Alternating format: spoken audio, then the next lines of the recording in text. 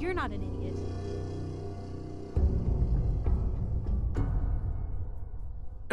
Thanks. You too. No, I didn't mean like... I could just use some help. This isn't the sort of thing I'd normally bother anyone else with, but you just seem really good with people, and I've got this issue with my sister, Nat, becoming me.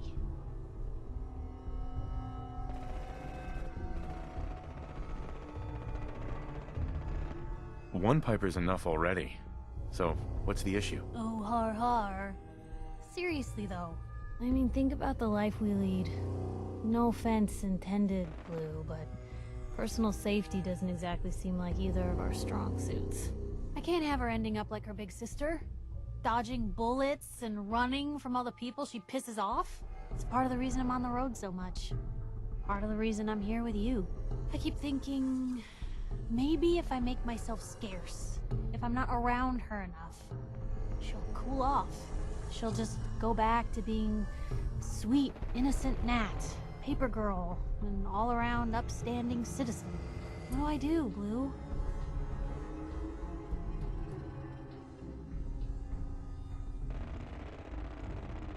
You just love her. Family's precious. The last thing you want to do is drive them away, because you might lose them forever. You're right. I can't risk that. Thanks, Blue. Who'd expect wandering off with a stranger to turn out this well? They really don't make them like you anymore. You're a hell of a friend, you know that?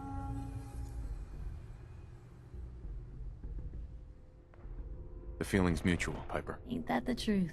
But hey, thanks again for listening. It's a real weight off my chest to be able to talk it out with someone. So, you wanna hit the road? So let's begin. There ain't no wrong answers. You are approached by a frenzied scientist who yells, "I'm going to put my quantum harmonizer in your photonic resonation chamber." What's your response?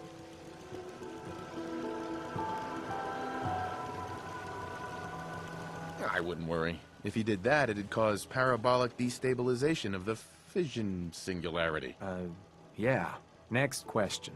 While working as an intern in the clinic, a patient with a strange infection on his foot stumbles through the door. The infection is spreading at an alarming rate. But the doctor has stepped out for a while. What do you do? Medicate the infected area as best I can. You have a medical background. You discover a young boy lost in a cave. He's hungry and frightened, but also appears to be in possession of stolen property. What do?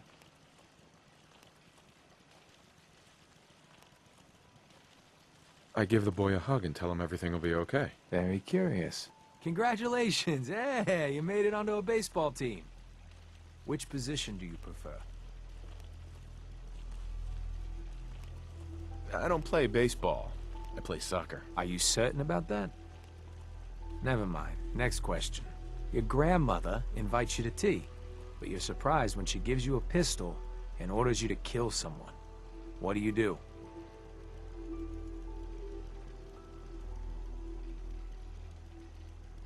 I'd give her whatever she wants to spare his life.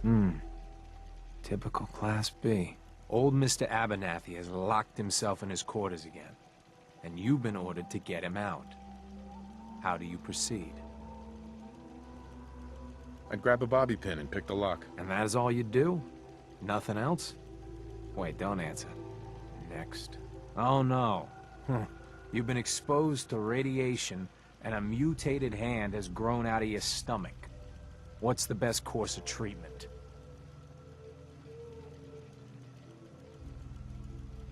I'd cut off the mutated tissue with a precision laser. Technological bias. A neighbor is in possession of a Grognak the Barbarian comic book, issue number 1. You want it. What's the best way to obtain it?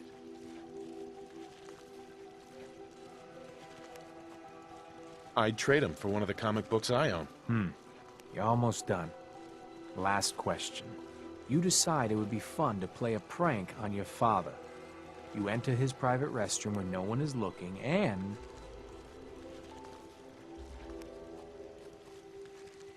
I'd put a firecracker in his toilet. That never gets old. Test's over. No one's ever answered quite like you. But hey, you passed. I'll open up the gate. Everyone around here is acting suspicious. What are they hiding? Hiding? Why would you think that? We're just real friendly and busy. I gotta go. Less rads, less mute fruit, same great taste. Try Deezer's lemonade.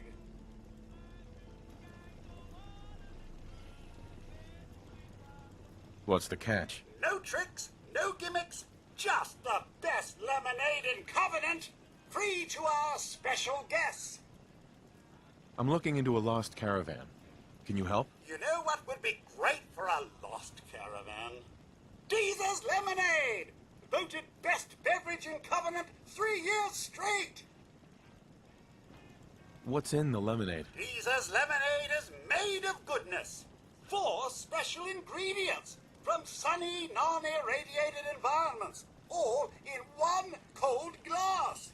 Try it and enjoy, or take advantage of the money-back guarantee. I'll take some. Enjoy! Hey, stranger. It's no secret you've been poking around. Not very neighborly of you, if you ask me. I know you think you're doing the right thing. Just don't make any rash decisions you'll regret.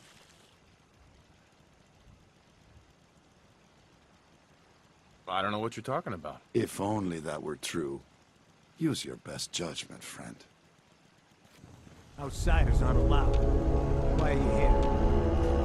I just want answers about Stockton's caravan, nothing more. I'll take you to see Dr. Chambers. She'll know what to do about you. Don't try anything funny. You've been warned. So the one investigating Stockton's caravan has arrived. Do you even know that his supposed daughter is in all likelihood a synth? No matter. Let me be upfront about this. There are 2 ways this meeting can end. We come to an agreement, or there's violence. Stockton's daughter is a synth. Why else do you think we attacked her caravan? She has well over a 70% chance of being a synth. I'd have to perform an autopsy, to be sure. Let me pose a question to you. What would you do if your family was destroyed by a synth right in front of you when you were but a child? Would you roll over and accept it? Or would you do something about it? What happened to you? In Diamond City, a lifetime ago, my parents and 8 others were massacred by someone. At first, we thought the maniac was human. But that was the day we learned of the Institute's latest creations, the synths. As long as the Institute walks invisibly amongst us, they strike without warning and control us from the shadows. I've dedicated my life to devising a test to detect these hidden synths, to root them out so they can be extinguished. Isn't that a goal worth fighting for? You can't seriously want to kill all the synths. We most certainly do, but we have to find them first. A living synth is indistinguishable from a human by any medical test yet devised. But it turns out psychology can detect a difference. Enter the SAFE test. The test is in its infancy, but through sacrifice and perseverance, our success rate is improving. But your methods are barbaric. It's torture. To improve the SAFE test, intense psychological pressure must be applied to our test subjects. It is distasteful, but necessary. Covenant is many things.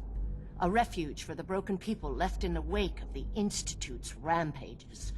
A place of safety and healing. But most importantly, it is our one chance to end this age of paranoia. I will make you a deal. If you let me dispose of Stockton's synth and continue our work, I'll match whatever reward you were offered. I've had my fill of crazy on this contract. No deal. Fortunate for me, I wasn't talking to you. You side with this nut job, and we're going to have a serious, deadly problem.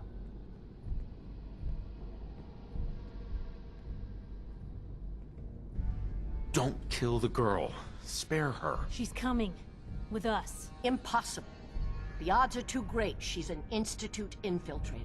Even if she is an unfortunate victim in this war, sparing her can compromise everything. Sorry. That's a deal I won't accept. The pain you've caused, it ends today. Then you'll just have to kill me.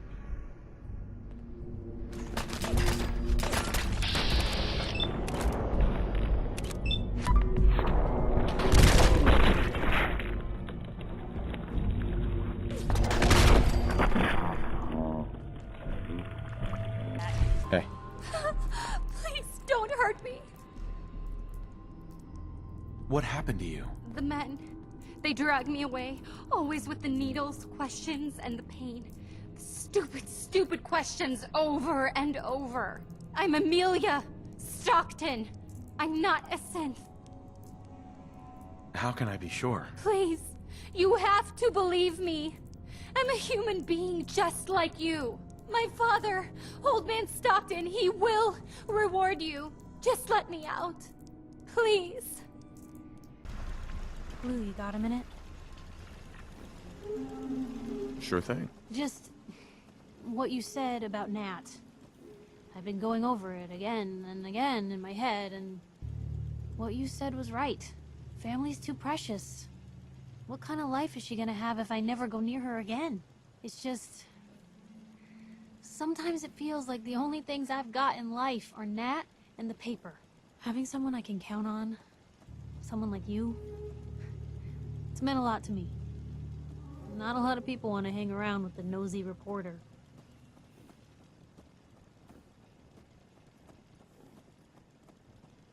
A little girl in a printing press.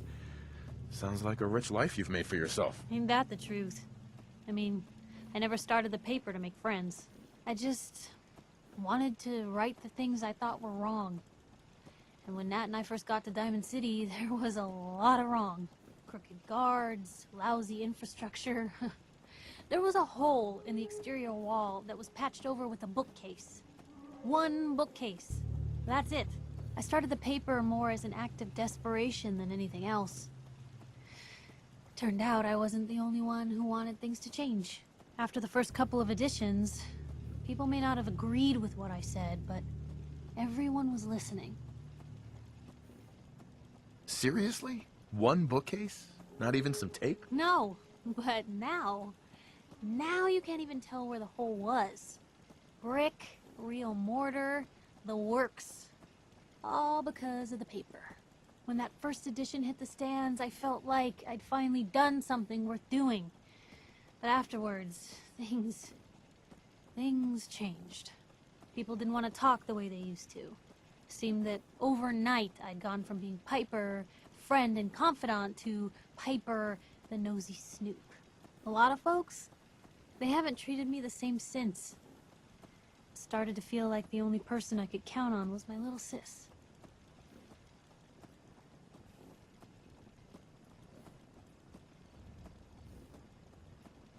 That was a long time ago. People can't still treat you that way. You'd think, but if anything, it's gotten worse.